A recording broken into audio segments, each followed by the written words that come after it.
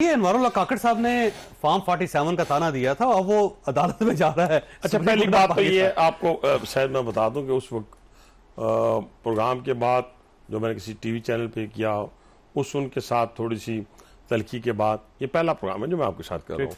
उसकी दो वजूहत हैं। एक तो सऊदी डेलीगेशन आया हुआ था, उसमें प्राइम मिनिस्टर साहब ने मेरी तरफ से कुछ ड्यूटियां थी, मैं जो नौकरी कर रहा था, सीधी सी बात है इस पाकिस्तान की। और दूसरा ये था कि मैं कुछ अरसे के लिए बाहर था इस दौरान 4-5 दिन के लिए, और आपसे कमिटमेंट थी कि मैं आप ही के प्रोग्राम में आऊंगा।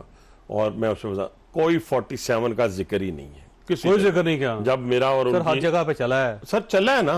किस जगह मैंने ऑन किया है, किस जगह उन्होंने ऑन किया है, कोई वीडियो है, लेकिन ना बाकी चीजों को तो मैं ऑन कर रहा हूं कि मेरी उनकी मुलाकात हो गई जिसमें उन्होंने जो भी बात की मेरे साथ, उसमें 47 का जिक्र नहीं आया। बाकी एक दूसरे के साथ हुआ क्यों कि मैं एक पॉलिटिकल वर्कर हूं, मैंने किसानों की बात की है। मेरी काकड़ साहब के साथ, पहले आपको बता दूं, लोग समझते होंगे शायद कोई मैंने पिछला गुस्सा निकाला, मेरा काकड़ साहब के साथ किसी किस्म का कोई लड़ाई झगड़ा नहीं है, कभी ना हुआ, ना आज है, ना कल था। ठीक है जी।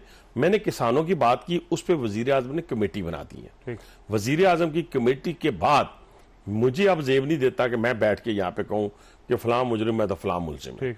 जो मेरा काम था कि मैं अपने किसान भाइयों की आवाज बनूं, वो मैं बनाऊं। उस पर मुझे कोई किसी किस्म की शर्मिंदगी नहीं, तलखलामी नहीं हुई, लेकिन हुई थी, तलखलामी हुई है, इस हद तक हुई है क्योंकि मैंने उनके बारे में कुछ कह दिया, कब्ल वक्त कह दिया, मैं समझता हूँ। ठीक है, उन्होंने उसके ऊपर रिएक्ट किया कि यार आपने ये क्यों किया मेरे साथ ऐसे। ठीक है, उसके ऊपर ये कतन किसी जगह के ऊपर 47 का जिक्र ही नहीं आया। 47 नो, उन्होंने जिक्र ही नहीं किया। और आपका ख्याल ये है कि गलत कोट किया जा रहा है? ना, बिल्कुल गलत कोट किया जाए। और कमिश्नर लियाकत चड्ढा साहब के बारे में कोई बात नहीं हुई वहां पे? ना, कोई कतन कोई बात नो, नॉट एट ऑल। ठीक। नो। और आप तरदीद कर रहे हैं कि ये अनवारुल्लाह काकड़ साहब से गलत चीजें गलत चीज मंसूब की गई है। और गंदम पे आपका जो गंदम का मौकफ है, वो मेरा ये मौकफ है कि मेरे किसान के पास जुल्म हो रहा है उनके साथ, उसके ऊपर भी अब मेरे पास ये गुंजाइश नहीं रही कि मैं बात करूं, क्योंकि प्राइम मिनिस्टर की कमेटी का आज नहीं तो 10 दिन में नहीं 7 दिन में रिजल्ट निकलेगा, और जो भी कल्प्रिट होगा वो अंजाम को पहुंचे। ठीक। और अगर ये पिटीशन होती है सुप्रीम कोर्ट ऑफ पाकिस्तान में, तो आप उसमें पेश होने के लिए तैयार? मैं जाऊंगा। मुझे अगर वो पूछेंगे जी फॉर्म 47 का जिक्र, तो मैं तो कहूंगा नहीं हुआ। अगर किसी के पास कोई एविडेंस है तो वो ले आए। ठीक। और अनवारुल्लाह काकड़ साहब को भी जाना चाहिए उस पिटीशन पे जब बुलाया अगर बुलाया जाएगा तो अदालतों के सामने कौन नहीं जाएगा? ठीक है चौधरी साहब, मैं कब अदालत के सामने नहीं गया? मुझे अदालत बुलाए, मैं सर के बल जाऊंगा। और काकड़ साहब ने माजत की आपसे कि नहीं?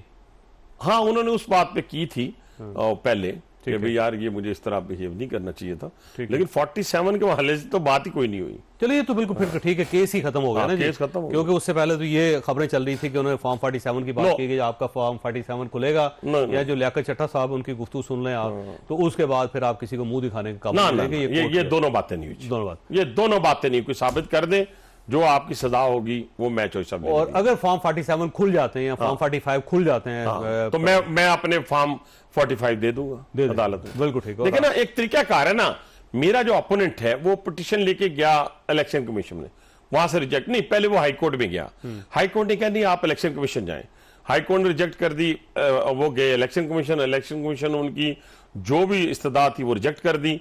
अब वो जाएंगे ट्रिब्यूनल में, ट्रिब्यूनल में उन्होंने अपने फॉर्म देने हैं जो उन्होंने जली शैली बनाए होंगे, मैं अपने फॉर्म दे दूं। और आपके पास पूरे हैं? मेरे पास पूरे फॉर्म, और वही है जो फॉर्म 47 के ऊपर रिजल्ट है? बिल्कुल वही सेम रिजल्ट है। और जो आपके अपोनेंट्स हैं वो गलत बयानी कर रहे हैं, वो तो अदालत ने साबित कर देना है। बिल्कुल ठीक। लिहाजा आपको कोई पहली 2 अदालतों ने साबित कर दी है, तीसरी अदालत ट्रिब्यूनल है वो साबित कर दी, उसके बाद सुप्रीम कोर्ट है। तो जहां तक अदालती देखें, ये मुल्क चलेंगे कैसे? आइन और कानून के मुताबिक चलेंगे ना। हम जिसको मर्जी ताना देते रहे, तुम 47 है, तुम 45 है, ये जो पीटीआई की तरफ से, बाकी जो हमारे अपने सेनेटर मुंतखब करदा सेनेटर्स हैं जो हमारी तरफ से मुंतखब हुए हैं, हमारे वोटों से मुंतखब हुए हैं, वो सारों को हम ऑन करते हैं। आप ऑन करते हैं?